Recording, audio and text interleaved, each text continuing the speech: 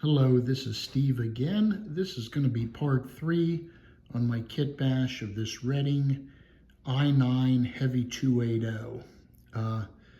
As you can see from this scene here, basically the locomotive's been reassembled.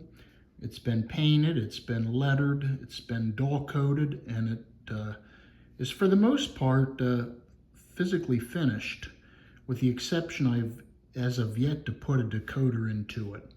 It operates really smooth on DC, but we will be adding a decoder. So I'm going to try to move this lamp that I have and give some better views. Here's the front, and it's got that mid-centered headlight. It's got the interesting design pilot number board, and that seemed to turn out okay.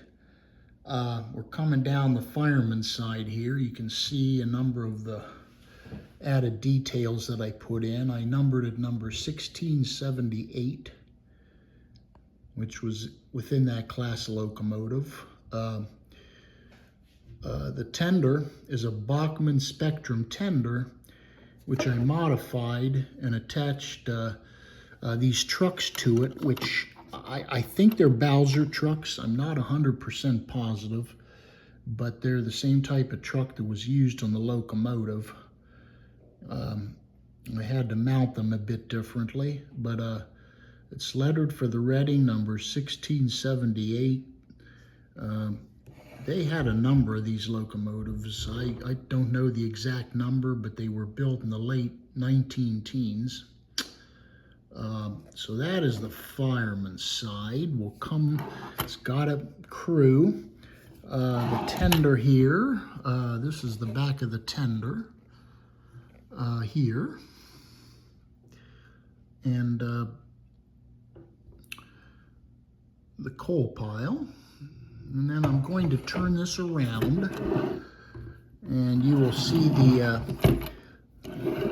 see the hot wires. I can move them actually to the other side. Those wires will go into the decoder. This is the engineer side of the locomotive here.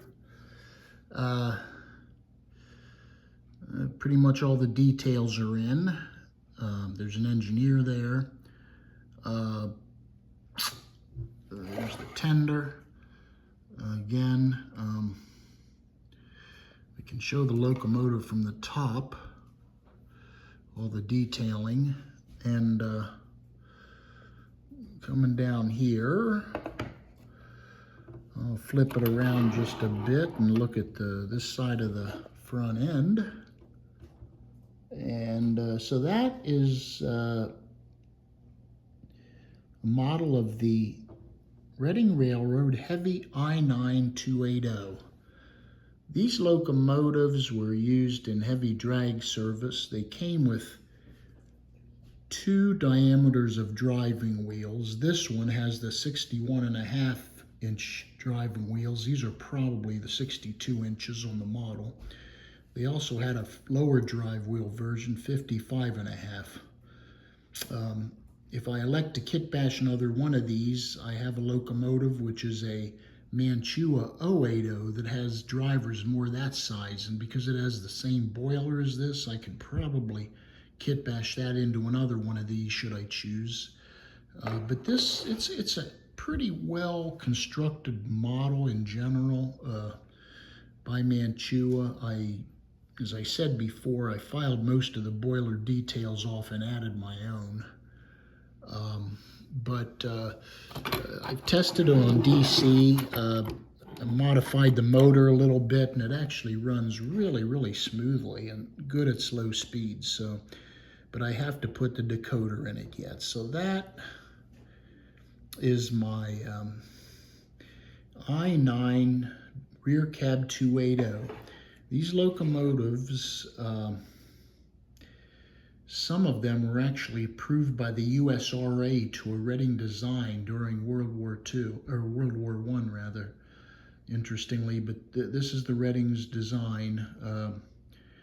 They weighed around the locomotive weighed around 140 tons.